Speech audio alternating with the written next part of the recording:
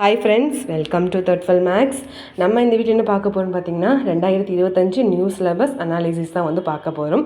இதில் வந்து ஒரு 2-3 விஷயங்களை வந்து பார்ப்போம். அது என்னென்ன விஷயம் அப்படிங்கிறத அடுத்தடுத்து பார்க்கலாம். நம்ம சேனலை வந்து ஃபஸ்ட் டைம் பார்க்குறீங்கன்னா சப்ஸ்கிரைப் பண்ணிக்கோங்க. இந்த வீடியோ உங்களுக்கு பிடிச்சா லைக் பண்ணிக்கோங்க.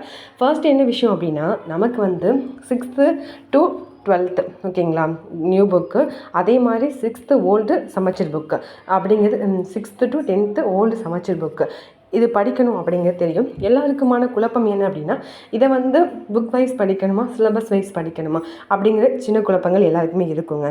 ஃபர்ஸ்ட்டு நீங்கள் என்ன பண்ணிடணும் அப்படின்னா, ஸ்கூல் புக்கை வந்து ஃபுல்லாகவே படிச்சிடணும்.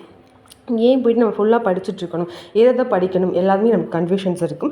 அதுக்கான சொல்யூஷன் தான் இந்த பிடிஎஃப். நமக்கு கிடைச்ச ஒரு வரப்பிரசாதம்னே சொல்லலாம். ஓகேங்களா, டிஎன்பிஎஸ்சி படிக்கிற எல்லாருக்குமே கிடைச்ச ஒரு வரப்பிரசாதம்னு சொல்லலாம். ஏன் அப்படின்னா, என்னென்ன படிக்கணும் அப்படிங்கிறத சார் வந்து ரொம்ப ஈஸியாக நமக்கு ஷடோ பண்ணி கொடுத்துட்டாங்க. அதுவும் 3 கலரில் ஷடோ பண்ணியிருக்காங்க. நீங்கள் வந்து க்ரீன் கலர் வந்து நல்லா படிக்கணும், எல்லோ கலர் வந்து ஜஸ்ட் படிக்கணும், ரெட் கலர் வந்து பார்த்துக்கிட்டால் போதும் அப்படிங்கிற மாதிரி தான் சார் வந்து சொல்லியிருக்காங்க. அதுக்கடுத்து வந்து பார்த்தீங்க அப்படின்னா, ஓகேங்க எல்லாத்தையும் படிச்சுக்கணும். ஏன் வந்து நம்ம இதில் இருக்கிற எல்லாத்தையும் நம்ம வந்து ஸ்கூல் புக்கில் இருக்க எல்லாத்தையும் படிக்கணும் அப்படிங்கிறத வந்து பார்த்துருவோம்.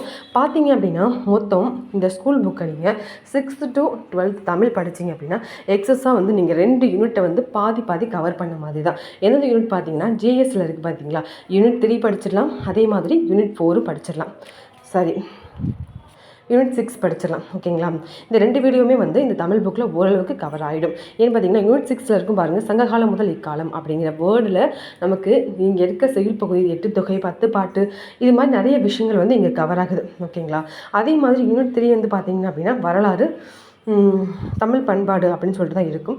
அதுவும் ஒரு சில விஷயங்கள் வந்து வஉசி பாரதியார் அவங்கள பற்றின விஷயங்கள் நமக்கு வந்து இங்கே இருக்குது. ஓகேங்களா, அதெல்லாம் வந்து இந்த யூனிட் 3ல் வந்து கவர் ஆகும். அங்கே நமக்கு அது வந்து ஹெல்ப்ஃபுல்லாக இருக்கும். அதுக்கடுத்து வந்து பார்த்திங்கன்னா யூனிட் 7 நமக்கு தமிழ் யூனிட் 7ம் இந்த புக்கில் வந்து ஓரளவு கவர் ஆகிடும்.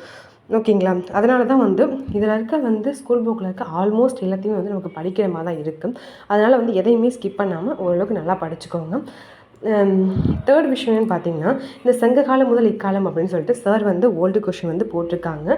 இந்த சங்ககாலம் முதல் இக்காலம் வரைக்கும் இருக்க அந்த டாப்பிக்கில் இருக்க 600 கொஷினை இந்த பிடிஎஃப் போட்டு நமக்கு அட்டாச் பண்ணியிருக்காங்க. ஓகேங்களா, ஓகே ஃப்ரெண்ட்ஸ், இந்த வீடியோ உங்களுக்கு பிடிச்சிருந்துச்சுன்னா லைக் பண்ணுங்கள், ஷேர் பண்ணுங்கள், சப்ஸ்கிரைப் பண்ணுங்கள். தேங்க்யூ.